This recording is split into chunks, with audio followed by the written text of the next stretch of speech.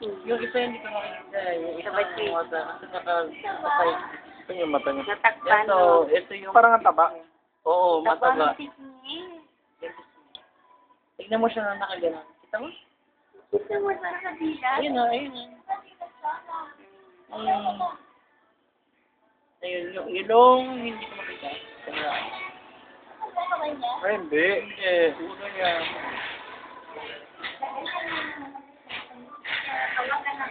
Ano ma'am? Nag-reply? Nag-reply? Sabi? Ito yan, sinagagalaw. Ay, ang inusog ko na naman yung machine. Hindi, sinagagalaw. Inusog ko na naman yung buong machine. Sinagagalaw ko, kaya nasabi ko kay ma'am.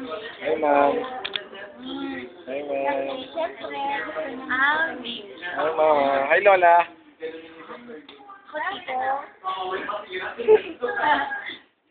Anyway, ma'am, ayan naman po yung ano niya, yung cervix niyo po, depende po yun sa ano ng edad ng baby. At this moment kasi, ma'am, kung ita-transfer kita para makita po yung kung ilang cm na yung open, kasi natanong ko po kayo kanina kung ano sabi nung nag-ID sa'yo, kung ilang cm na. Open lang sinabi niya, wala naman sinabi ilang. Oh, so hindi pa naman yung 1 cm. Pag sinabing half, wala pa. Although, meron na po siyang kaunting bukas, pero mas maganda nga yun dahil first baby mo, hindi ka na mahihirap. Kasi mabagal magbukas yan. So, since 8 months na rin siya, basta wag ka lang mai-stress po ng matagal. Para hindi talaga siya tuloy-tuloy magbukas, hindi siya mati-premature kasi nga 8 months pa lang. So, siguro at this time, kailangan mo munang mag-dress para nga hindi ka ma-stress, no? And then, yung tungkol sa cervix, kung itatransfer po kita, baka tuloy-tuloy kung magbukas niya. Ipapasok yan eh. No? So, since ngayon po kasi dito sa ating BPS, topical lang to, abdominal lang po, so, kailangan kitang isukat lang muna ng mga ano, hindi ko makita yung cervix mo, nandiswalan, nilalagay ko Dok, doon. kaya po ba niya? Suggest transfer. Eh, paano kung itatransfer mamaya mo? Normal. So, itipag po sa inyong lugar Ay, na sorry.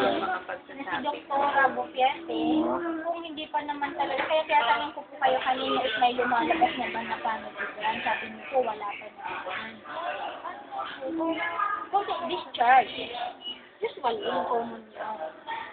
So, basta observe niyo lang po kasi first baby pa naman yan. Observe lang. Pag marami na siyang mga unusual, siyempre report kay doktor. Tapos ayan po yung ulo niya. Anyway, nakapwesto na yan, kaya wala na po kayong kakabahala, no? Okay. Dok, tingin niyo, Dok, pwede siya manganak ng normal? Siyempre. Kaya kung anong sasabihin ni Dr. Ay niya, no? Kasi meron siyang history. Yun pa, isa pa yun. Kaya nga po dapat mga isasabi sa bigay ni. Pag sinayview ko, ayan yung ilong niya, mukha. Sinayview ko tong pro. Ulo. May brain na, oh. O, yun. O, ilong, big, kamay, braso, ayun. So, nakaganon yung kamay niya. Braso, kamay.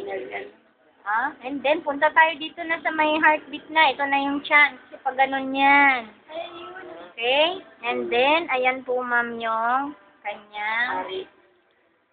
Hita na. Ayan na yung hita. Ayun na siya. So, hindi siya itlog. At that view, kung talagang lalaki siya, kitang-kita na yung itlog. Pero since sa kanya, biak po, no? So, hamburger. Ayan. Baby girl siya, baby girl. Klarang-klaro. No? Nakita natin sa kanila. Nakita na ni Mami. Ayan, o. Iyak. Yung mukha niya kanina, doktora, kitang-kita. Pag sebula, yan siya. Ayun yung mata, oh. Yes. Yung paa, Ito, makikita mo dito. paa niya yun, o. Paa ko ba yun? Hindi, braso po niya yan, kamay. Kompleto naman Nakatamsak po pulat. siya. Oo Nakatamsa? naman, malaki na siya. Kompleto po lahat. Oo, nakaganon, oh.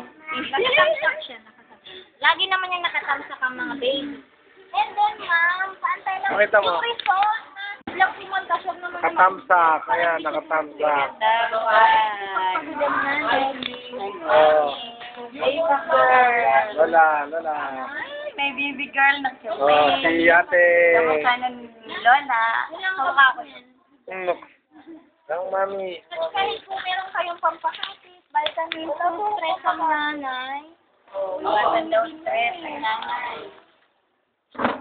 Pupunas na kami ng tissue. Bye-bye. Sabi ka na. Bye!